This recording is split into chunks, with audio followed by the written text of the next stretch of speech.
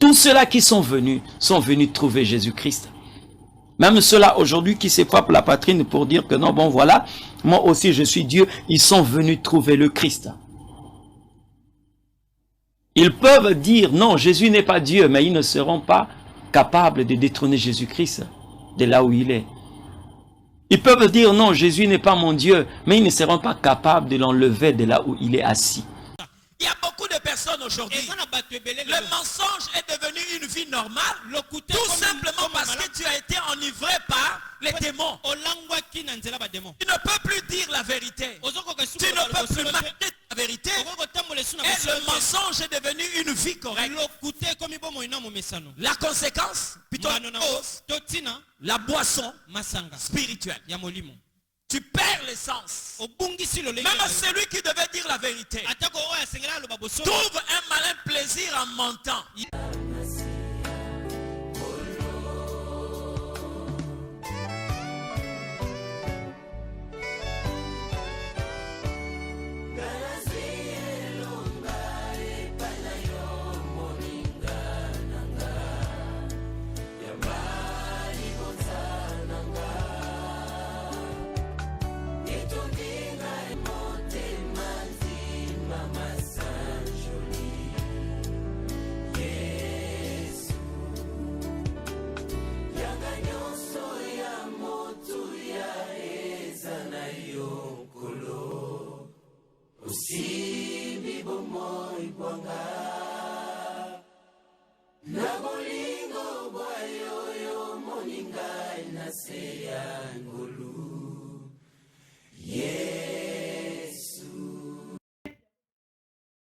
J'aimerais que nous puissions lire ce texte de la Bible.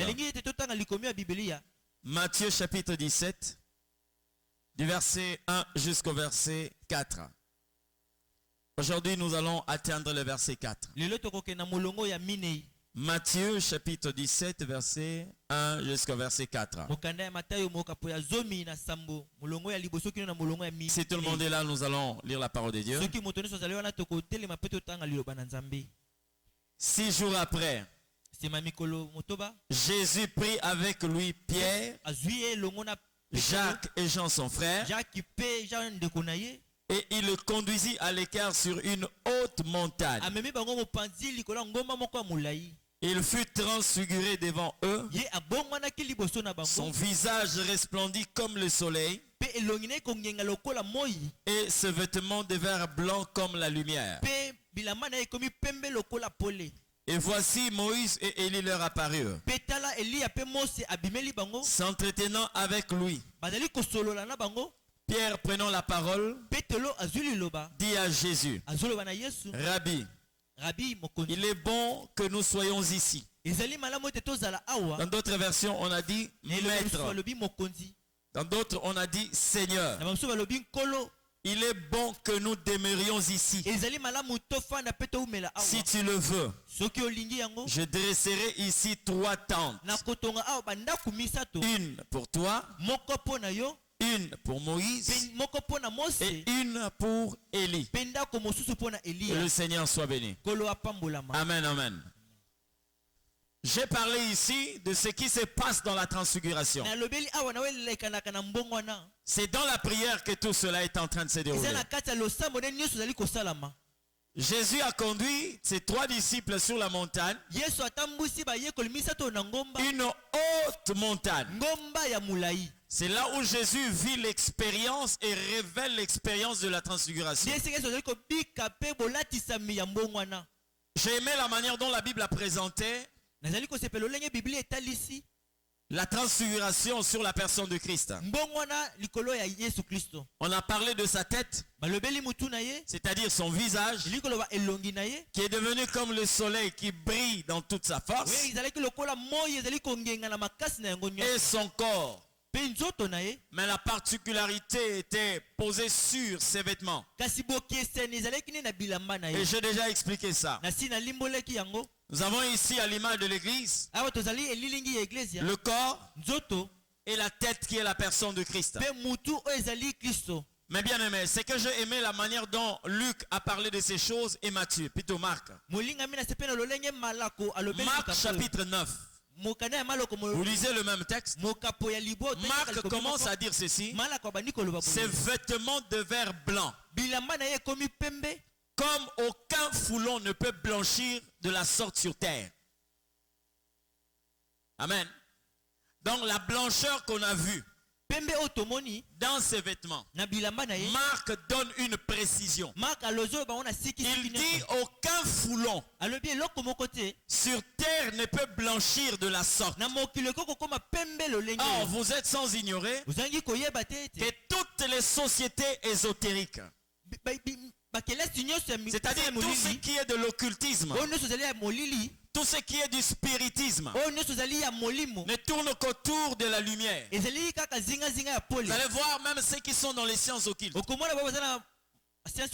Vous allez voir qu'ils parlent de la lumière. Vous comprenez ce que je dis?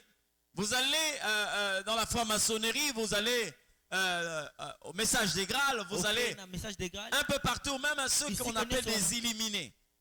Hein? Ils sont en train de parler d'une lumière. Donc tout le monde est en train de viser une certaine lumière. Et quand on est initié, on dit que non, c'est quelqu'un qui est illuminé. Non, il y a une certaine lumière. Mais j'aimerais que vous puissiez comprendre la position qu'occupe l'Église. Toutes les lumières que nous pouvons avoir ici, ce sont des lumières quelquefois fabriquées par les hommes. Mais quelque chose de plus intéressant, Marc met l'accent sur la lumière qui doit caractériser l'Église. Il dit aucune chose ne peut blanchir de la sorte sur cette terre. Ça veut dire que s'il peut y avoir des sciences qui travaillent sur la lumière que nous trouvons à l'Église, c'est la lumière supérieure. Vous comprenez ce que je dis? C'est pourquoi un enfant de Dieu qui a connu ces choses et qui a maîtrisé ces choses ne peut jamais quitter une relation avec le Christ et aller adhérer dans les sciences occultes. C'est là où la Bible parle d'une véritable lumière. Parce qu'il y a des lumières et lumières. Même Jean-Baptiste, tel qu'il est là, il était une lumière. Mais lorsque vous lisez l'évangile des Jean, la Bible dit, les gens voulaient se réjouir de la lumière qu'apportait Jean. Mais cependant, il n'était pas la véritable lumière. Mais qui était la véritable lumière alors? Il y a quelqu'un qui est la véritable lumière. C'est le Christ. Et le reflet de cette lumière, vous la trouvez dans l'église. Comprenez ce que je dis? C'est-à-dire l'église ne doit pas seulement être un endroit. Comme nous le voyons aujourd'hui, les gens qui ont fui les sorciers dans leur famille sont venus se réfugier dans les églises. Non. Ce que vous devez normalement faire, ce n'est pas de fuir les familles et de venir dans l'église, mais d'aller dans les familles pour que les sorciers soit se répandent ou quittent les familles. Parce que quand vous apportez la lumière, là où il y a le ténèbre, les ténèbres se dissipent. Mais aujourd'hui nous voyons le contraire. C'est comme si les sorciers, les sciences occultes, le fétichisme, le satanisme dans son entièreté est en train d'influencer en mal les enfants de Dieu. Or, lorsque la lumière arrive, c'est plutôt les ténèbres qui se retirent, sans pour autant que vous puissiez le chasser. Comment est-ce que je dis? Et pourquoi hier j'ai dit ceci? Dieu ne vous a pas dit que vous êtes des lampes. Un chrétien n'est pas une lampe. Un chrétien, c'est une lumière. La lampe peut être là. Lorsqu'elle n'est pas allumée, elle n'a pas d'importance. La lampe n'est pas là pour servir de de quelque chose qui peut embellir un endroit. Non. La lumière est là pour éclairer. Et c'est ce que le Seigneur veut pour chacun de nous. Donc la lumière que nous reflétons, aucune chose ne peut produire cette lumière sur terre. Et lorsque la Bible parle qu'aucun foulon ne peut blanchir de la sorte sur terre, connaissez ce que c'est la terre? Ce n'est pas le sol. Ce n'est pas le sol. Hein? La terre, c'est le système que vous êtes en train de voir. C'est ce qu'on appelle la terre. Donc la lumière du soleil,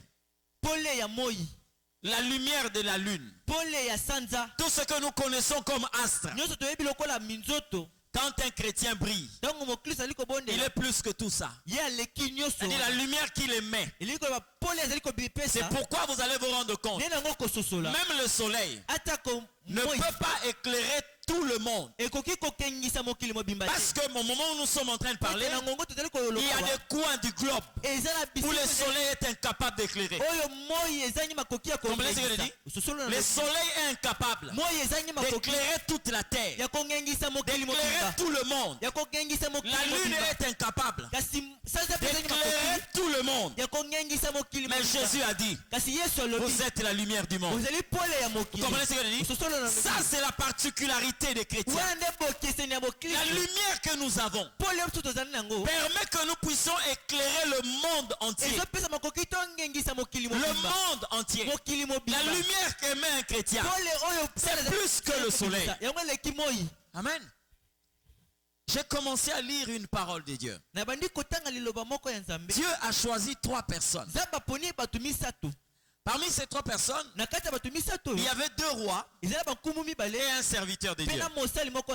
Il y avait le prophète Élisée, il y avait Azaël, il y avait Jéhu. Vous comprenez? Les 2 sont des rois. Jéhu est un roi, Azaël est un roi. Mais Élisée, c'est un prophète. Et lorsque l'Éternel Dieu appelle Élie, il dit à Élie, tu vas oindre pour moi 3 personnes. Tu oindras Azaël pour qu'il soit roi. Tu oindras Jéhu pour qu'il soit roi. Et tu oindras Élisée comme prophète à ta place. Maintenant Dieu commence à révéler son plan. Pourquoi il veut oindre ces 3 personnes? Il dit ceci. C'est lui. C'est-à-dire que la personne qui sera dans le filet du Seigneur, qui tombera sous la condamnation de Dieu, il mourra soit par l'épée de Jéhu. S'il rate l'épée de Jéhu, il mourra par l'épée d'Azaël. Oh, ces 2 personnes sont des rois. Et ils dirigent des royaumes. C'est comme aujourd'hui, le Congo est un royaume. Et le Congo a un roi. Lorsque ce roi-là, excité par l'Éternel Dieu, Dieu veut qu'il puisse tuer une personne.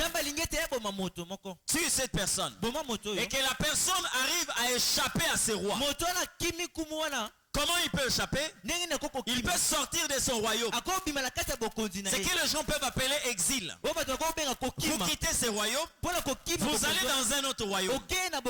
Mais Dieu fait des choses de manière à ce que lorsque vous fouillez le royaume de Jéhu, que vous puissiez arriver au royaume d'Azaël. Dès que vous arrivez dans le royaume d'Azaël, le roi Azaël aura aussi la mission de vous exécuter. C'est Dieu qui va l'exciter à le faire. Mais il peut y arriver. Et quelqu'un aussi échappe à Azaël. C'est-à-dire il a fui de 2 rois. Il a échappé à 2 royaumes. Et l'Éternel Dieu dit à Élie, c'est lui qui échappera à l'épée d'Azaël. Il échappera à l'épée de Jéhu. Il mourra par l'épée de d'Élysée. Vous comprenez ce que je dis? Or, qui est Élysée? Élysée n'est pas un roi. Il n'a pas un royaume. Vous comprenez ce que je dis? Là encore, avec Jéhu, il a une armée. Il a une superficie à contrôler. Azaël de même. Mais qu'est-ce que Élisée a pour que l'éternel Dieu le prenne comme étant le dernier baston?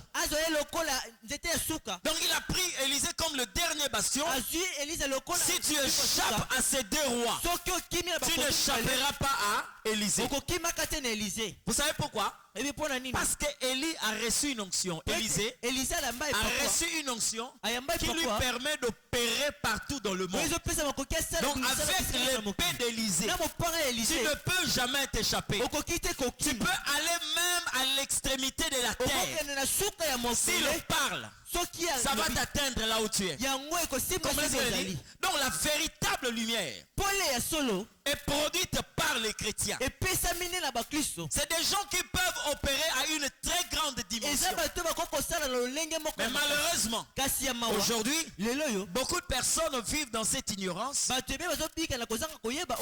on n'a pas cette possibilité de manifester cette qualité, cette puissance. Vous comprenez ce que je dis? Ce n'est pas pour rien que Jésus va parler à 11 personnes, à l'exception de Judas. Il va leur dire, allez partout dans le monde.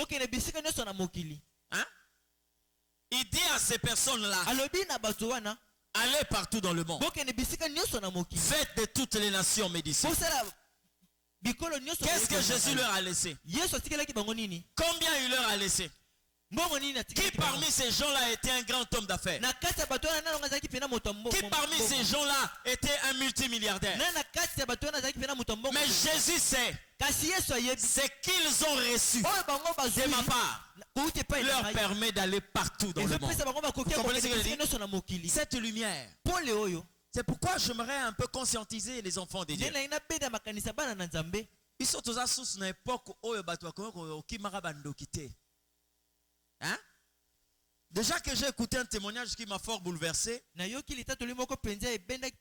était en train de dire, parce que c'était un ancien magicien, il dit la sorcellerie c'est le niveau le plus bas du satanisme. Donc Kindokeza loko la école maternelle. Il y a satanisme. Hein? Donc ce bon abando qui na famille, et ça loko la ban école maternelle. Si ko yo soko komo banga ban école maternelle. Il y a primaire au sein na baondeni. Il y a secondaire ou il y a université. Vous comprenez ce que je dis? Et j'ai aimé une chose que cette personne a déclarée. Elle a dit que dans le monde spirituel, ils ne citent pas le nom de Jésus. Dans leur monde, ils appellent Jésus le grand maître. Bien qu'ils n'obéissent pas à lui, mais on le reconnaît comme le grand maître. Et ils appellent le Saint-Esprit, pas comme nous l'appelons Saint-Esprit, mais on l'appelle l'Esprit supérieur. C'est comme ça que lorsque Daniel est dans le royaume de Babylone, le roi s'était fait entourer de magiciens qui faisaient partir de la cour royale. Quand le roi voulait qu'on puisse lui révéler le songe et lui en donner l'explication, les magiciens qui étaient dans sa cour vont lui dire ceci: c'est que le roi demande, c'est un secret de Dieu. Non, des dieux. Au pluriel. Voilà. Dans d'autres versions, on a dit des êtres qui habitent les cieux. Or, il y a quelqu'un sur la terre qui a révélé au roi: voici ton songe. Voici l'explication. Mais cette personne-là était au milieu d'eux. Il s'appelait Daniel. Alors posez-vous la question de savoir quelle est vraiment la position exacte d'un homme qui connaît Dieu. Parce que les magiciens déclarent ce que demande le roi, c'est un secret de Dieu. Il n'y a que ceux qui habitent les cieux qui peuvent connaître ça. Mais Daniel a révélé ça. Qu'est-ce que nous allons dire? Alléluia. Qu'est-ce que nous allons dire? J'ai promis parler aujourd'hui sur la manière dont le Seigneur Dieu va faire paraître ces deux témoins, Moïse et Élie. Je l'ai dit hier. Une partie, j'ai parlé hier. Mais lorsque la Bible dit Moïse et Élie leur apparurent, j'ai déjà expliqué ça. S'entretenant avec lui, ils ont apparu à ces quatre. Donc, Jésus, Pierre, Jacques et Jean. Les quatre ont vu Moïse et Élie. Ils les ont vus. Mais lorsqu'on parle de l'entretien, parler, on ne parle que de Jésus. Je me suis posé la question de savoir pourquoi ils n'ont pas aussi parlé à Pierre et à Jean. Pourquoi ils n'ont pas parlé? Amen. Et pourtant ils étaient ensemble au même endroit. Jésus transfiguré, ses disciples étaient là. Il assistait comment il était en train de prier. Mais bien, même s'il fallait parler, pourquoi Pierre n'a pas répété ce que Élie et Moïse étaient en train de dire? C'est tout simplement parce que les deux personnes qui vont paraître ne vont pas utiliser leur corps physique. Ils ont déjà fini avec leur corps physique. Ils ont maintenant un corps glorifié. Le corps qu'on appelle l'incorruptible. Alors avec un corps corruptible, vous devez savoir une chose. Chaque royaume a une devise. Chaque royaume a une langue. Vous comprenez ce que je dis? Chaque royaume a ses lois. Lorsque vous entrez dans le royaume de Dieu, le royaume de Dieu a aussi un langage. Vous comprenez ce que je dis? Donc lorsque déjà Moïse et Élie sont entrés dans la gloire de Dieu, ils ont abandonné ces corps physiques. Ils se servent maintenant d'un corps glorifié. Il était difficile qu'ils utilisent la langue des hommes. Maintenant les deux personnes, les trois personnes qui sont là, Pierre, Jacques et Jean, le Saint-Esprit n'est pas encore descendu. Vous comprenez ce que je dis? Donc tels qu'ils sont là, la langue qu'ils sont en train de parler, il n'y a que Jésus qui peut comprendre ça. Et la nouvelle langue, ou les nouvelles langues vont commencer à être communiquées aux hommes lorsque le Saint-Esprit descend. Donc ils étaient en train de parler, mais Pierre, Jacques et Jean, personne ne pouvait comprendre. Vous comprenez ce que je dis? Personne ne pouvait comprendre. Lorsque vous lisez le livre de 1 Corinthiens chapitre 14, à partir du verset 1, la Bible dit, quand je parle en langue, personne ne me comprend. Vous comprenez ce que je dis? Personne ne me comprend. La Bible appelle ça les langues des anges. Pierre a encore un corps corruptible. Ils n'ont pas encore vécu l'expérience de la Pentecôte. C'est-à-dire lorsque le Saint-Esprit n'est pas encore venu sur Pierre, sur Jacques et Jean, ils n'ont pas encore reçu les dons de langue. Ils ne peuvent jamais entendre quoi que ce soit. Mais pourtant Moïse parlait. Et pourtant Élie était en train de parler. Il s'entretenait avec Jésus. Mais eux étaient là. La même expérience. Vous allez voir. Lorsque le Seigneur Dieu choisit Saul de Tarse, ils étaient nombreux. Ils se dirigeaient vers Damas pour aller persécuter les chrétiens. Mais déjà Paul était dans le filet de Dieu. Quand ils avançaient, la Bible dit, tous ils ont vu la lumière. Ils sont tombés. Même Saul, lui, est tombé de son cheval. Mais la Bible dit, ils n'ont pas entendu la voix sauf Paul lui. Donc les autres qui étaient là n'entendaient rien. il voyait la lumière. Mais seul Saul de Tarse qui écoutait les paroles que Jésus était en train de prononcer. Pourquoi? Parce que là, il était déjà dans le filet du royaume de Dieu. Il était concerné par cet appel du royaume. C'est ce qui se passe ici. Écoutez-moi très bien. Dieu un jour a visité Babylone. Quand il a visité Babylone, le roi qui n'avait pas la crainte du Seigneur, Belchassar, le roi Belchassar, pris par la folie de ces fêtes qu'il organisait, il était avec ses concubines et ses grands. Et il a demandé qu'on puisse sortir les ustensiles du temple. Sortir les ustensiles du temple qui venaient d'Israël, de Jérusalem. Je veux prendre le vin avec. Ils ont servi. Et dès qu'ils ont touché, une main est sortie, a commencé à écrire sur le mur. Mene mene tekel vasim. Bien aimé, il voyait les écrits, mais il ne comprenait rien. Il voyait une main qui était en train d'écrire, mais il n'avait pas la connaissance de cette langue-là. Mais dans le royaume, il y avait quelqu'un qui appartenait à ce royaume-là. Vous comprenez ce que je dis? C'est comme si l'Éternel est venu. Il a seulement parlé à Daniel pour le royaume de Babylone.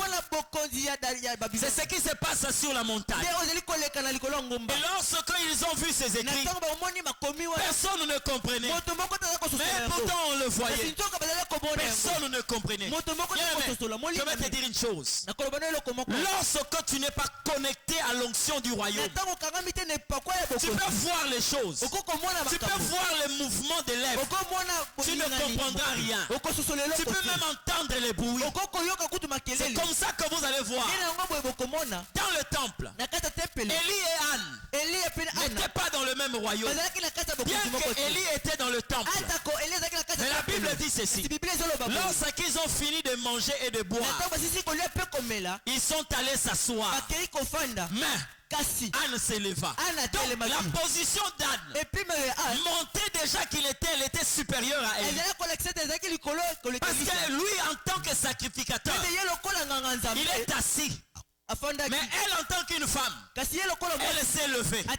Et elle a commencé à entrer en contact avec le roi. Et quand Élie a regardé, il a dit à cette femme: pourquoi tu n'as pas fait passer ton vin? La femme lui dit: je ne suis pas ivre. Je ne suis pas ivre. Non, non. Je suis en train de pleurer par rapport à la douleur que je ressens. Lui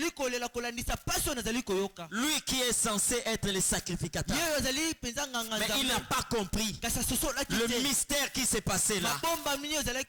Il a cru que la femme était ivre. Or, la femme était en train de parler. La femme parlait au Seigneur. La femme utilisait un langage que lui ne pouvait pas comprendre.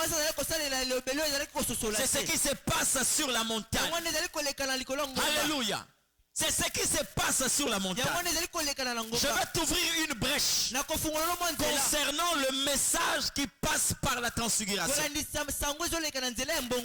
Là, la Bible est en train de nous révéler. Moïse et Élie s'entretenaient avec Jésus. J'ai lu l'évangile de Luc.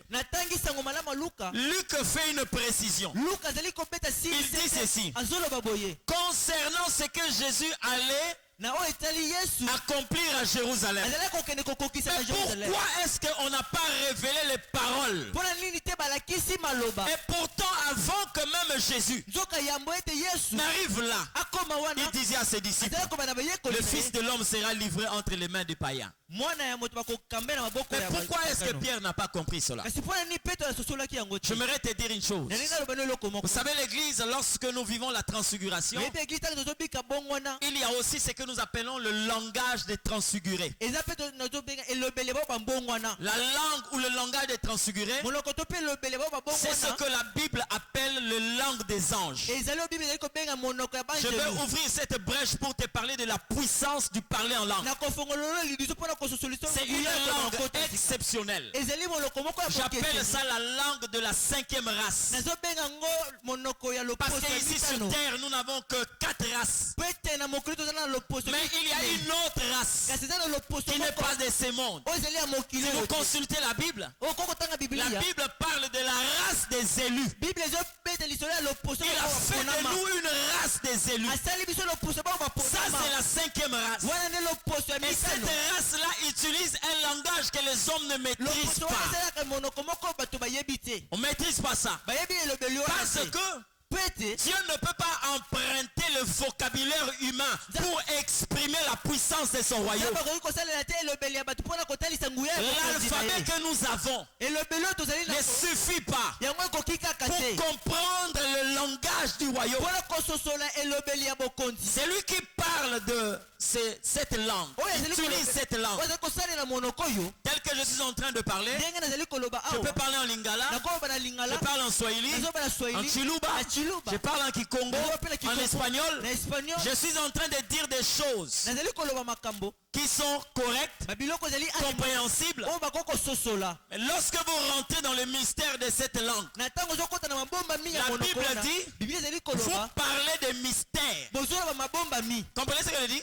C'est-à-dire c'est une langue qui est constituée de mystère. Lorsque quelqu'un le déclare, lorsque quelqu'un emprunte cette langue, c'est quelqu'un qui commence à déclarer le mystère. C'est comme ça qu'aucune personne ne peut comprendre celui qui entre dans ces mystères. Vous comprenez ce que je dis? Aucune personne ne peut interpréter et comprendre ces mystères. Mais c'est comme ça lorsque nous nous approchons de Dieu. Notre vocabulaire est tellement pauvre. Quand vous interrogez la Bible dit ceci. Lorsque nous prions d'une manière intelligible, nous ne savons pas ce qui nous convient de demander dans nos prières. Mais celui qui a apporté de nouvelles langues, le Saint-Esprit, il nous aide par des soupirs inexprimables. Vous connaissez ce que signifie soupir inexprimable? Ça veut dire que malgré le bac, comment on appelle ça? Le diplôme d'état, malgré la maîtrise, la licence, le graduat, votre doctorat, tout ce que l'homme avait emmagasiné comme bagage intellectuel, son bagage intellectuel ne lui permettra pas d'exprimer ce que cette langue exprime. Comprenez ce que je dis? Donc il est faible. Maintenant le Saint-Esprit, lui qui apporte les nouvelles langues, quand nous sommes en train de prier, il nous vole au secours. Il vient au secours au peuple de Dieu. Il nous emprunte ces langages-là. Et lorsque nous les déclarons, nous disons des mystères. Et la Bible dit, lorsque vous pénétrez le mystère de Dieu en parlant en langue, c'est une dimension très merveilleuse de la vie chrétienne. C'est quelque chose qui est réservé aux transfigurés. Je vais te donner un devoir. Prends le temps. Un jour. Prends 2 heures du temps. 3 heures du temps. Ne dis rien d'intelligible. Comment seulement parler en langue. Vous allez voir ce qui va se passer. Comprenez ce que je dis? Ne dites rien en intelligence. Dites rien. Commencez à parler en langue. 1 heure du temps, 2 heures. Vous allez voir ce qui va se passer. Comprenez ce que je dis? Vous allez voir ce qui va se passer. Et le diable connaît ces secrets-là. C'est pourquoi à un certain moment, il amène un vilain raisonnement dans la tête de certaines personnes. Dit, oh mais comment est-ce que moi quand je parle en langue, je cherche d'autres mots. Mais je me rends compte qu'il n'y a qu'une seule chose qui arrive. Là. C'est comme s'il y a une répétition. Mon frère, faites attention. Vocabulaire je vais te dire une chose. Lorsque quelqu'un écrit LA, on appelle ça comment? Là, lorsque quelqu'un écrit LA accent, on appelle ça comment? Lorsque quelqu'un écrit LHA, vous lisez ça comment? Là, lorsque quelqu'un écrit H, on appelle ça, on lit ça comment? Donc lorsque vous dites là, en réalité vous ne dites pas la même chose. On ne dit pas la même chose. Alléluia. On ne dit pas la même chose. Il peut y avoir des millions de là. Il peut y avoir des millions de là. Et les gens croient que vous êtes en train de dire la même chose. La Bible appelle ça les mystères.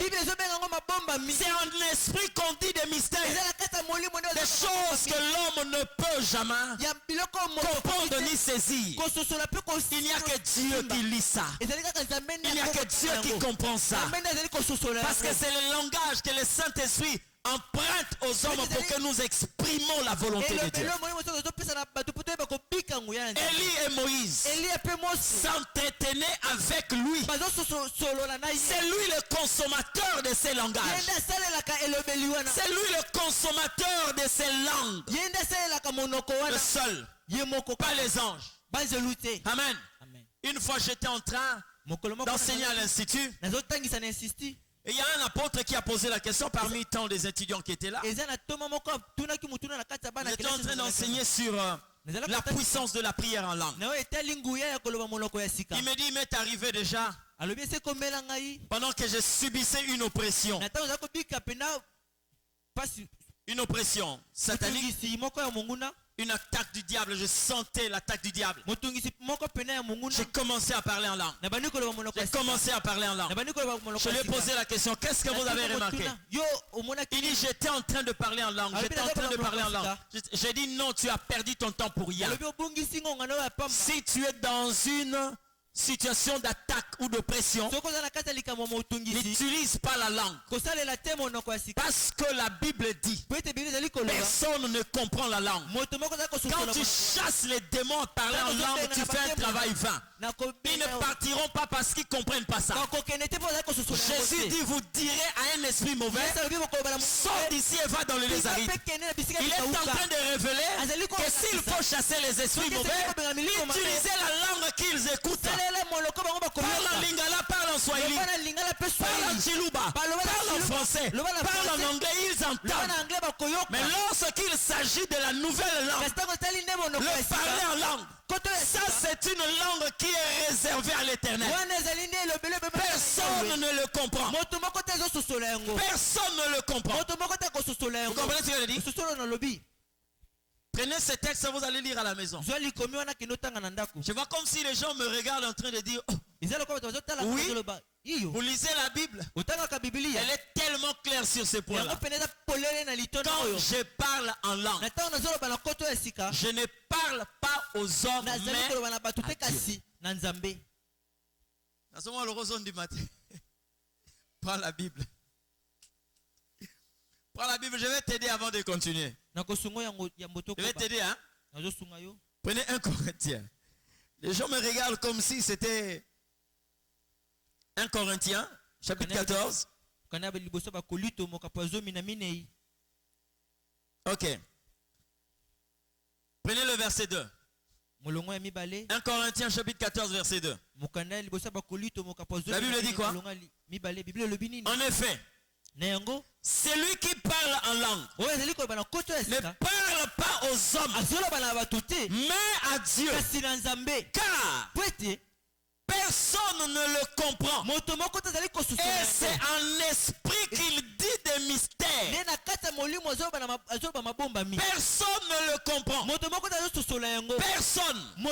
Il parle à qui? Seul Dieu. Comprenez? Seul Dieu.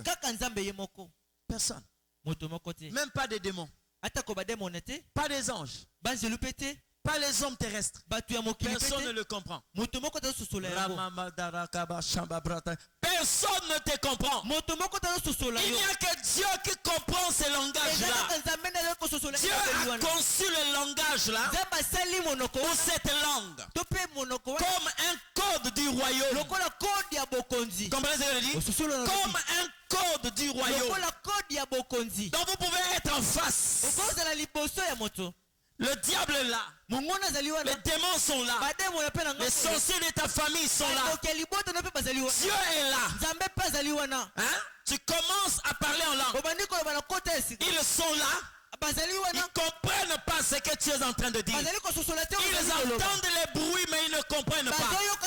Parce que cette langue-là, il n'y a que Dieu qui comprend ça. J'avais un professeur quand j'étais encore à l'école. Il nous a raconté une histoire. À l'époque où ils étaient enseignés par des moniteurs blancs. À des moments où ils n'avaient pas la possibilité de tout retenir. Quelquefois, il s'est passé, il passait ces pratiques que nous connaissons, la triche. Comment il trichait? Il prend le cours. Il lit le cours là où il ne comprend pas, là où il ne retient pas. Il cherche une feuille et il écrit ça dans leur langue. Hein? C'est comme un cours d'histoire-géographie. On écrit ça en Chiluba. Maintenant, quand il est en train de composer, il laisse ça là quelque part. Et il est en train de travailler. Et pendant que le surveillant est en train de passer, il lui dit, mais toi, tu as une feuille ici? C'est quoi ça? Il dit, ah non, j'ai oublié, c'est une lettre que j'écrivais à ma grand-mère. Quand il prend la feuille, il commence à lire. Il ne comprend rien. Mais pourtant, c'est le cours que lui a donné. Mais maintenant, il y a quelqu'un qui a traduit ça en Chiluba. Et quand il voit là, Pindie, où il se dit, il dépose ça. Mais en réalité, il a laissé une fuite là. Parce qu'il a utilisé ce langage-là comme étant le code que la personne n'est pas en train de comprendre. C'est comme ça que Dieu, pour montrer réellement la supériorité de son royaume, il donne une langue que personne ne peut comprendre. Écoute-moi très bien. Le jour où l'Éternel Dieu a mis la confusion parmi les hommes, à la tour de Babel, Dieu a donné naissance à toutes les langues que nous avons. Pour confondre les hommes qui voulaient être ensemble pour réaliser un mauvais projet. Celui-là a commencé à parler en espagnol. Celui-là a parlé en français, en swahili, en bunza. Celui-là a parlé, je ne sais pas, en lari. Donc, il y a eu la naissance de toutes les langues. Dieu les a dispersés. Et ils sont répandus à travers toute la terre. Mais à la Pentecôte, Dieu a réuni tout le monde pour leur dire, si j'ai dispersé tout cela, au moment où il y a eu la tour de Babel, j'ai élevé la tour du royaume. Il a donné une nouvelle langue à son peuple. Et la Bible dit tout à coup, il vomissait un bruit. Ils furent tous remplis du Saint-Esprit. Et ils commençaient à parler à de nouvelles langues. Des langues que les hommes ne maîtrisent pas. C'est ça la particularité. Quand vous êtes transfiguré, l'Éternel vous donne aussi la langue des transfigurés. C'est là où nous parlons avec Dieu. Écoutez-moi très bien. Il y a eu un homme. C'est pourquoi j'ai souvent l'habitude de le dire. Vous dans les églises, et ça je le dis souvent lorsque je suis avec les hommes de Dieu, ne prenez pas tout ce qui est dans la Bible. Parce que vous devez chercher d'abord à comprendre le pourquoi. J'ai vu beaucoup de personnes. Quelquefois on a 21 jours de prière. Lorsque vous leur posez la question de savoir d'où vous vient ces 21 jours de prière, il dit non, c'est par rapport à la prière de Daniel. Prière de Daniel. Hein? Pourquoi? Parce que Daniel était en train de prier. La Bible dit que le prince du royaume de Perse avait bloqué l'ange Gabriel. Vous comprenez? L'ange qui devait descendre pour répondre à Daniel. Et Daniel continue à prier. Et l'Éternel Dieu va envoyer maintenant l'ange Michael qui est spécialisé au combat. Et il est venu, il a libéré l'ange Gabriel. Et l'ange Gabriel est venu livrer le message. Et quand il parle à Daniel, il dit à Daniel, l'Éternel, dès le premier jour où tu as eu à cœur de comprendre et de t'humilier, l'Éternel t'avait exaucé et il m'avait envoyé. Mais le prince du royaume de Perse m'a résisté pendant 21 jours. Et jusqu'à ce que l'Éternel a dépêché Michael, c'est comme ça que je viens. Et beaucoup d'églises aujourd'hui, ils s'inspirent de cette expérience pour faire les 21 jours de prière. Mais écoute-moi très bien. Moi, en tant que lecteur de la Bible, j'ai compris que le 21 jours de prière de Daniel, c'était le 21 jours d'incrédulité. Ce n'était pas le 21 jours de foi. Parce que la Bible dit ceci. La foi, c'est une démonstration des choses qu'on espère. Vous comprenez? Une ferme assurance des choses qu'on espère. Une démonstration de ce que l'on ne voit pas. Écoute-moi très bien. La parole de Dieu est comme de la pluie. C'est pas ce que la Bible dit. Comment est la pluie? Lorsque une goutte quitte le ciel, quelle est sa trajectoire? La Bible dit elle ne répartira pas si elle n'a pas touché la terre. Donc si Daniel était un homme qui comprenait ces choses, le premier jour où il a eu à prier, il pouvait clôturer sa prière et s'élever. Il pouvait même aller suivre la télé. Comme déjà Dieu a dépêché un ange, cet ange-là ne pouvait pas revenir vers Dieu s'il n'a pas touché la cible. Vous comprenez ce que je dis? Donc il pouvait rester tranquille. Et l'ange est venu lui dire, quel est le premier jour où tu as eu à cœur de comprendre et de t'humilier, tes paroles ont été entendues. Donc je n'ai pas besoin de faire 21 jours à l'image de Daniel. Deuxième chose, lorsqu'on nous présente le ciel, je suis ici. Dieu est au trône. À l'époque de Daniel, quand j'ai pris, il faut que mes paroles quittent ici et que ces paroles atteignent le trône de Dieu. C'est pourquoi David, lorsqu'il prie, il disait souvent, je lève mes yeux vers les montagnes. Mais écoute-moi très bien, nous ne sommes plus à cette époque-là. Pour moi, Dieu n'est plus au trône. Dieu est en ces lieux. Il demeure en moi. Donc lorsque je lui parle, il n'y aura personne pour bloquer mes prières. Parce que celui à qui je m'adresse n'est plus au trône pour moi. Il est dans mon cœur. Il est dans ma vie. Il a dit, si tu crois en moi, moi et mon Père, nous viendrons. Nous demeurerons en toi. Je n'ai plus le temps de dire, je lève mes yeux vers les montagnes. Si toi tu n'as pas Dieu, je te dirai, dirige tes yeux vers moi. Parce que je suis une adresse sûre de Dieu. Et regarde pas au ciel. Il est sur la terre. La Bible l'appelle Emmanuel. Ce qui signifie Dieu qui vit avec les hommes. Alléluia. Je n'ai pas besoin. Écoute-moi très bien. Dans ce que nous sommes en train de dire ici, je peux parler avec Dieu comme je veux. Et le diable peut être là. il ne comprendra rien.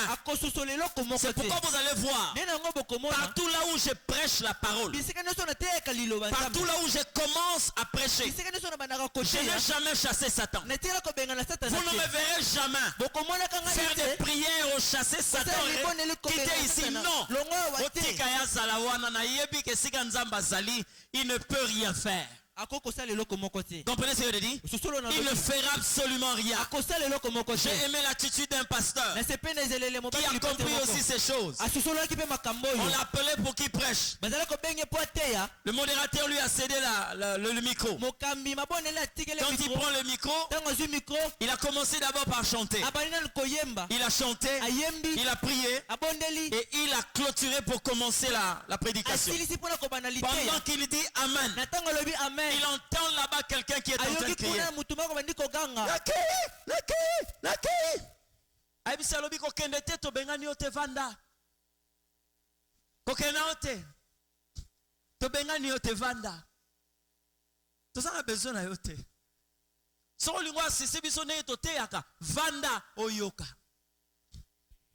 comprenez ce que je dis? Cette catégorie de personnes, cette race de chrétiens, où le diable ne constituera plus un danger pour vous. Non.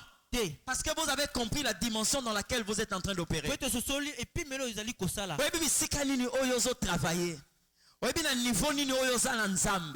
La montagne de transfiguration, on ne parle pas du diable. On ne parle pas de l'ennemi. Là, il n'y a que Dieu qui règne dans toute sa gloire. Mais lorsque vous lisez ce texte, après avoir vu tout cela, le verset 4 dit, Pierre prit la parole et dit au Seigneur, Rabbi, il est mieux que nous demeurions ici. Si tu le veux, je dresserai ici 3 tentes. Une pour toi, une pour Moïse et une pour Élie. Amen.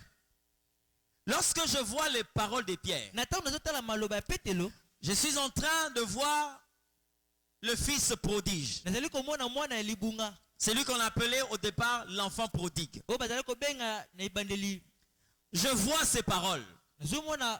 Écoutez-moi très bien. Dans la vie d'une personne que l'Éternel a déjà touché, faites attention aux paroles qu'il fait sortir. C'est vrai que vous pouvez superficiellement trouver qu'il ne dit rien de bon. Mais faites attention. N'oubliez pas, lorsque Jésus a posé la question de savoir, qui dit-on que je suis? Tous les apôtres sont restés tranquilles. Mais qui avait pris la parole? C'est Pierre. N'est-ce pas?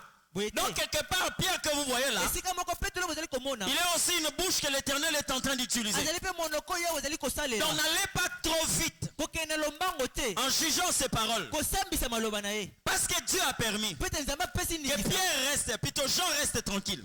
Jacques est resté tranquille. Mais c'est seulement Pierre qui a parlé. Qu'est-ce qu'il a dit alors? C'est parce que quand je vois l'enfant prodigue, l'œuvre qu'il est en train d'accomplir vient du Saint-Esprit. Lorsqu'il dit, je rentrerai vers mon Père. Cette œuvre-là, est-ce que c'est un homme qui peut en être l'auteur ou c'est l'Esprit qui peut en être l'auteur? Parce qu'il s'agit de la repentance. Mais il continue. Je dirai à mon Père, j'ai péché contre le ciel et contre toi. Qui peut dire de telles choses? Ces paroles-là peuvent venir de qui? D'un homme ou de l'Esprit de Dieu? Vous êtes convaincus? Ça peut venir d'un homme, du Saint-Esprit. Hein? Maintenant, lorsqu'il dit, je ne suis plus digne d'être appelé ton fils, mais traite-moi comme l'un de tes mercenaires. Est-ce que ces paroles-là peuvent venir du Saint-Esprit? Non, ça veut dire que dans l'homme, il y a la part de Dieu et il y a aussi la part de l'homme. Maintenant, rentrons dans ce que Pierre est en train de dire. Pierre, en voyant tout cela, il dit au Seigneur, Rabbi, il est mieux que nous demeurions ici. Si tu le permets. Je vais construire 3 tentes. Une pour toi, une pour Moïse et une pour Élie. Quand vous prenez ces paroles, mettez un panier où vous écrivez Dieu et mettez l'autre panier où vous écrivez homme. Nous commencerons à chercher où sont les paroles des hommes et où sont les paroles de Dieu. Parce que tel que Jésus est là, il a déjà révélé sa gloire. Donc il n'a plus besoin que quelqu'un puisse lui construire une tente. Il était déjà dans une tente qui est sa peau, le corps qu'il portait.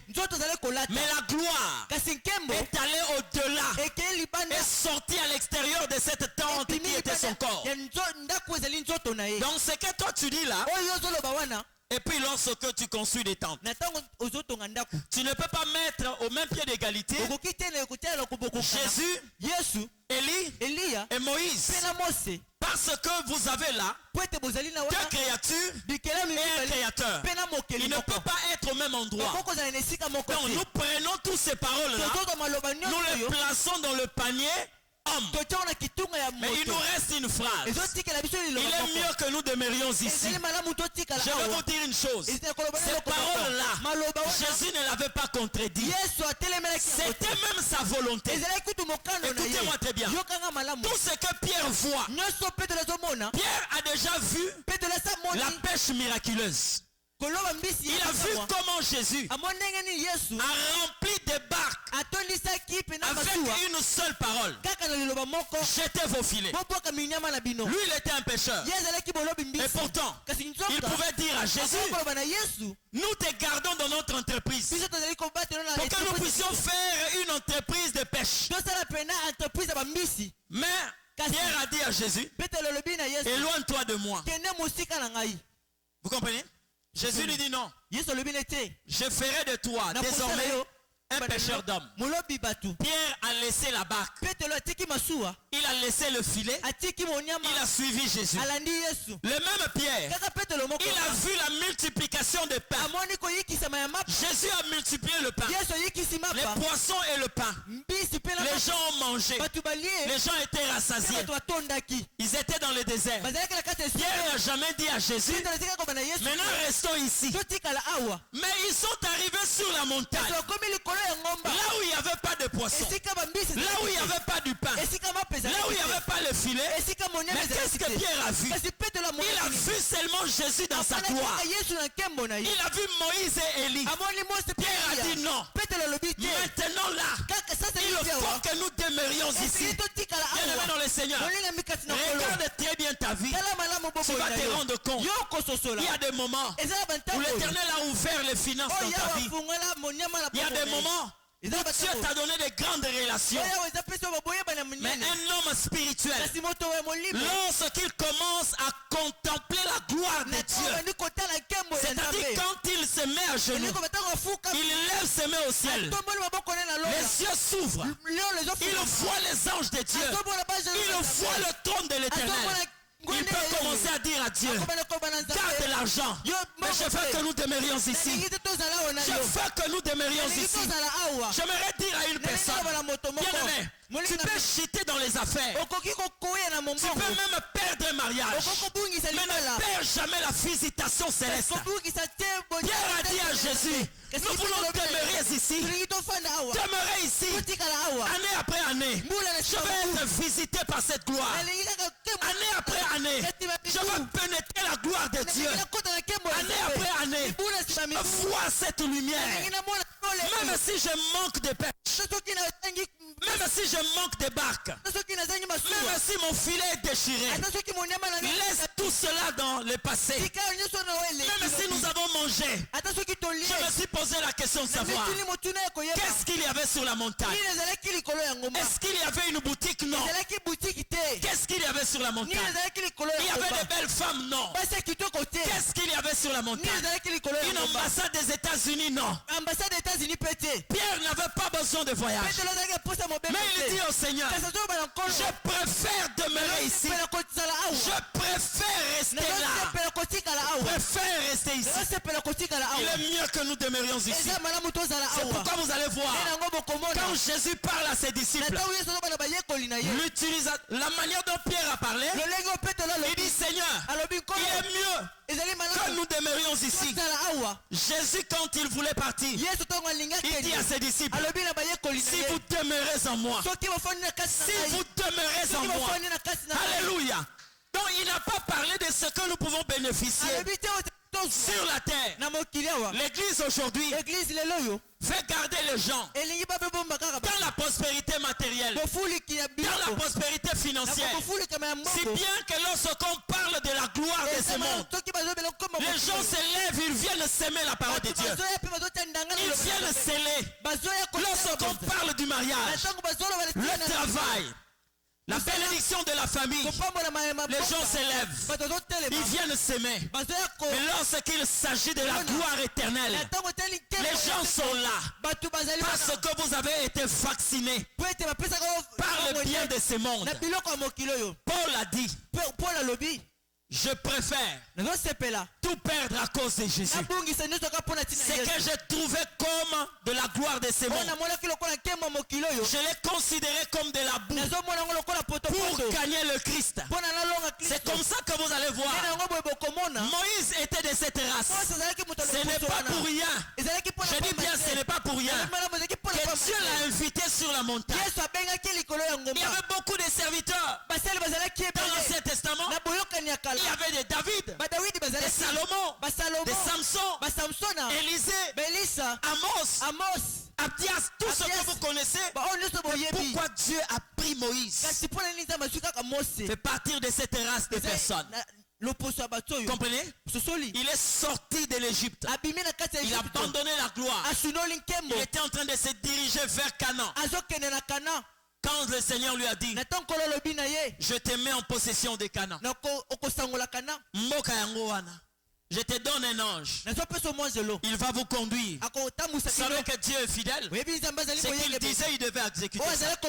Mais Moïse a dit à l'Éternel Dieu, si toi-même tu ne viens pas, nous ne bougerons pas d'ici. Donc il a accepté de mourir dans le désert, mais avec l'Éternel Dieu. Il a préféré être enterré par Dieu qu'être honoré par les hommes, décoré à titre posthume, mais sans la présence de l'Éternel Dieu. Pierre était de cette race. Seigneur, il est bon que nous demeurions ici.